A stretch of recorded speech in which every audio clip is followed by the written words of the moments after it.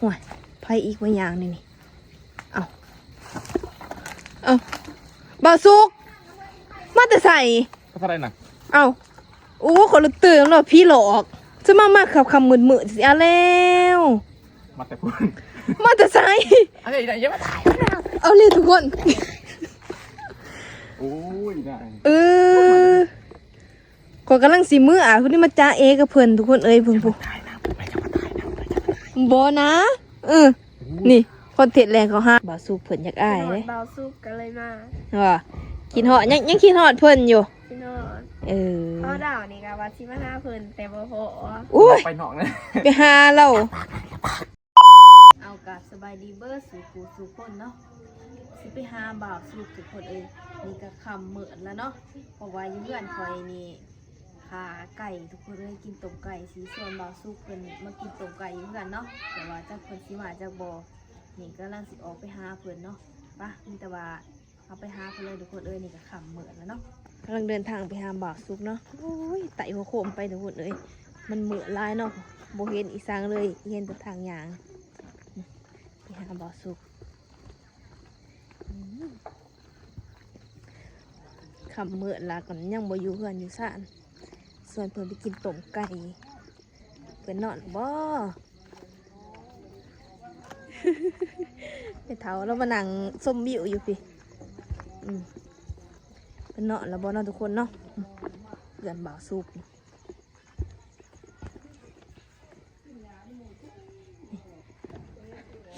โอ้ยหนาวทุกคนเลยบ่าวสุกอยู่เพื่อนนอนแล้วบ่จักทุกคนเลยบ่าวสุก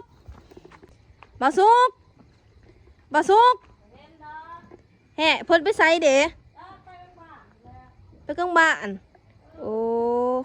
คันเพิ่นมาบอกให้เพิ่นไปกินต้มไก่อยู่เพื่อนข่อยนี่เด้อทุกคนเอ้ยบ่าวสุกบ่อยู่ทุกคนเอ้ยมาหอนเพื่อนเพิ่นล่ะเพิ่นไปกินต้มไก่เพิ่นไปเลาะกลางบ้านแน่เพิ่นว่าเนาะโอ้มาเสียเถียทุกคนเอ้ยเบิ่งผู้มือตื้อๆอีมาผู้เดียวได้หัวโคมอันหนึ่งเนาะมาเสียเถียทุกคนเอ้ยเบิ่งผู้มือตื้อว่าสิส่วนบ่าวสุกเพิ่นไปกินต้มไก่อยู่เฮือนเนาะเพราะว่าต้มไก่อยู่เฮือนเนาะมาเสียเถียวห่วยไผอีกบางอย่างนี่เอาบ่าวสุกมาแต่ใส่ก็เท่าไรน่ะเอา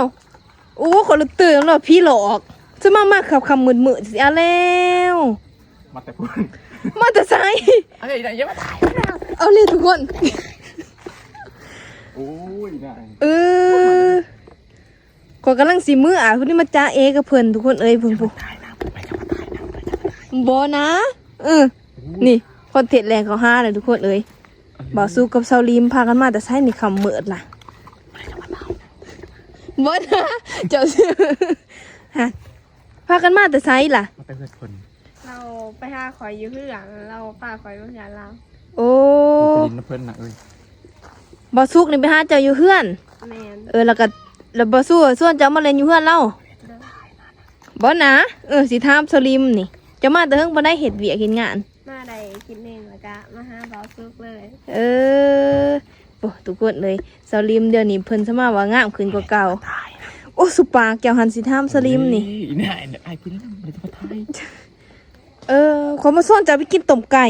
กูบ่ได้กินเนาะกินแล้วนะฮะกินแล้วกินล่ะข่อยถามแม่เจ้าแล้วว่าเจ้าบ่อยู่เขากำลังสิมื้ออันนี้กำลังสิมื้อพอดีเห็นโผล่ออกมาข่อยรู้ว่าพี่หลอกโอ้ทุกคนเอ้ยไปแล้วแต่แท้ไปหาเซาลิมทุกคนเอ้ยเบิ่งพี่ข่อยละอุตส่าห์ไต่หัวโคมอันเดียวนี่มาโอ้ยนายทุกคนเอ้ยโนเลลีจะไปเล่นน้ำสลิมหัวสลิมมานี่ว่าไปเล่นน้ำโอ้ยไปเล่นน้ำ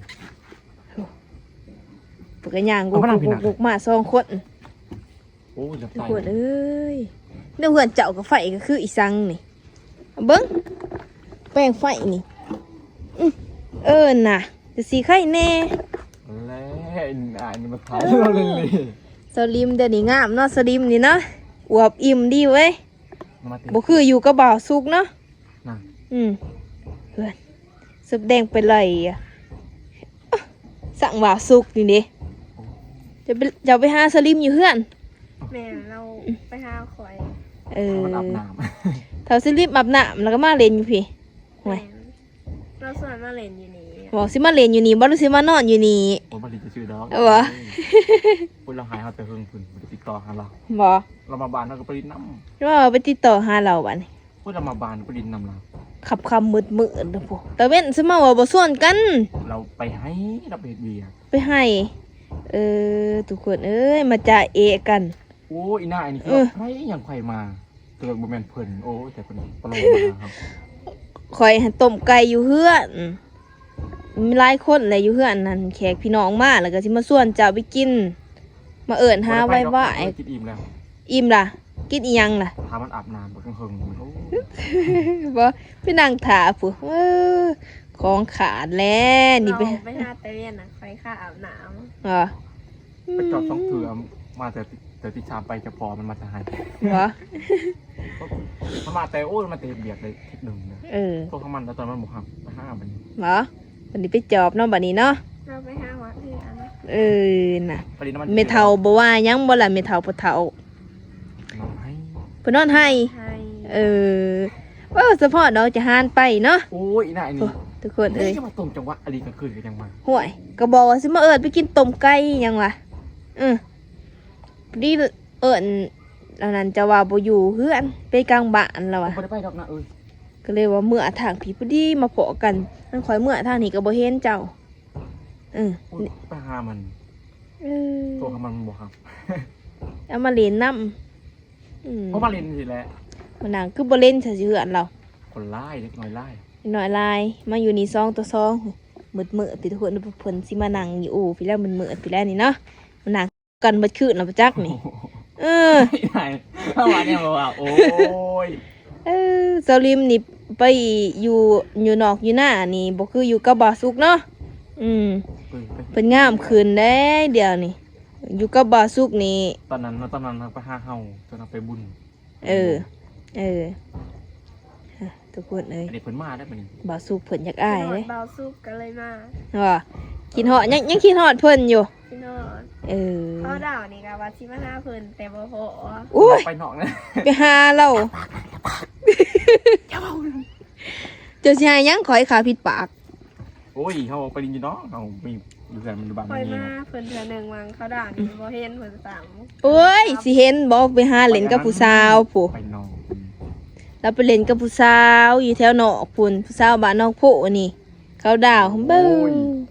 สอด อี เจ จะก็วายเบาด้วยวะเด้อให้มันจะเบาโอ้ จะบ่มีแนวปิดปากข่อย เพราะฉะนั้นนะเอ้ย เพราะว่ามาหาเราบ่เห็นเด้ เจ้าก็บ่ได้โทรหากันอีแต่มาหา มาหาข่อยวังเขาดาว มันบอแต่งเตือนนะครับเปิดหมูรบกวนปะ อืมเพิ่นอยู่กับผู้สาวแล้วเพิ่นบ่สนอีสังเลยนะเพิ่นว่า เพิ่นก็เปิดโหมดอันนั้นไว้ โทรหากับบ่หาเด้ว่าสิ เอ สอน อ เขา อัน ดาว นั้น บัดนี้หันยามบ่มีผู้สาวแล้วเกี่ยวมาหา บันหนา มาว่าบ่าวสุก มันบันหามันบันพอมันโดน เล่เหลี่ยมเราเจ้าก็ยังมานํเราเนาะ ฮะ กินตกไก่ไปจ้า ห่วยมาถึกย่ำแล้วเนาะขอต้องถ่ายแล้วไปพบขอได้คลิปนี่ บังเอิญอะไรรอโอ้อีนายนี่ก็คือก็บอกว่าเราสิบมาแล้วเรามาประเทศ วันแรกนี่ก็มาหาเพื่อนทุกคนมานั่งเว่าน้ำเพิ่นหน่อยหนึงเนาะแล้วก็วันแรกนี่บริส่วน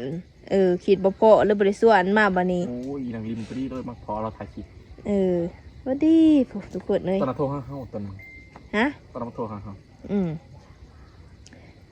เนี่ยเขาดาวนี่มาหาเรา2-3เทื่อ เฮาบริยูบ้านเอาไปคนเอาไปนอน ก็ไปหาผู้สาวกันยังวะ แล้วว่าบ่อยู่แล้ว ไปล่ะไปแต่เตะเศร้าๆพุ่นแหละบ่าวสุกนี่ฮะ เนี่ยบอกเฮาโอ้ยตัวมาบริบอกหมูมาหาหมูเป็นจักตัวเองมา แต่ถ้ากับบ่ตอบสิโทรให้กับ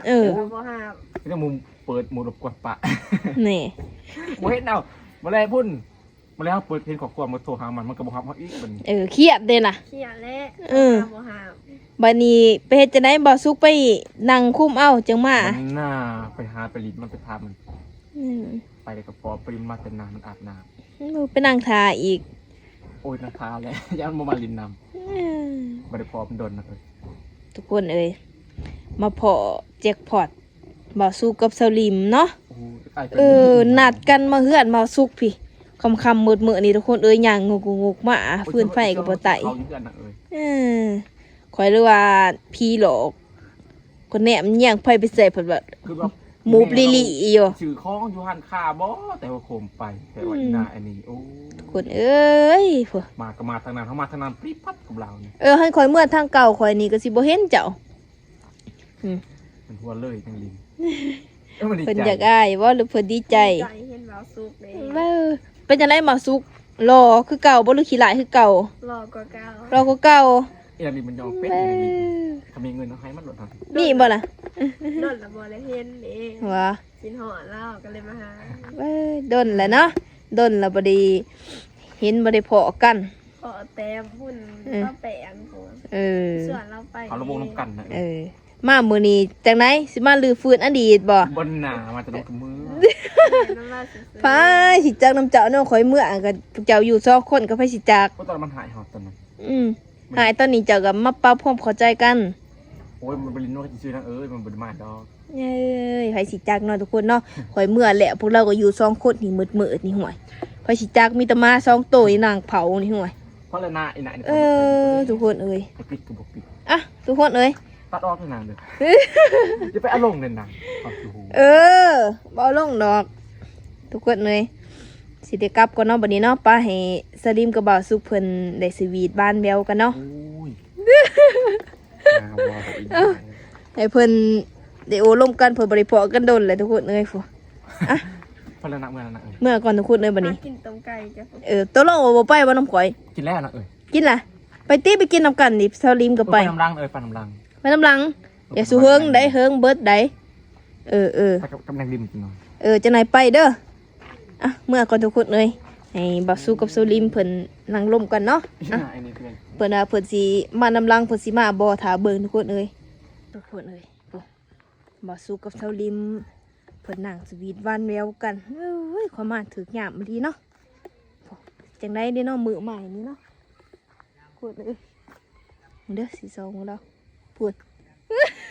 ทุกคนเอ้ยไปถาเบิ่งทุกคนเอ้ยหวานบ่าวสุกกับสลิมสิจังได๋อีกเนาะสิกลับหากันบ่ทุกคนเอ้ยบัดนี้ก็สิขออนุญาตปิดคลิปก่อนทุกคนเอ้ยสิมื้อดอกค่ำมื้อละมีแต่ว่าฝากติดตามคลิปต่อไปนี่เด้อ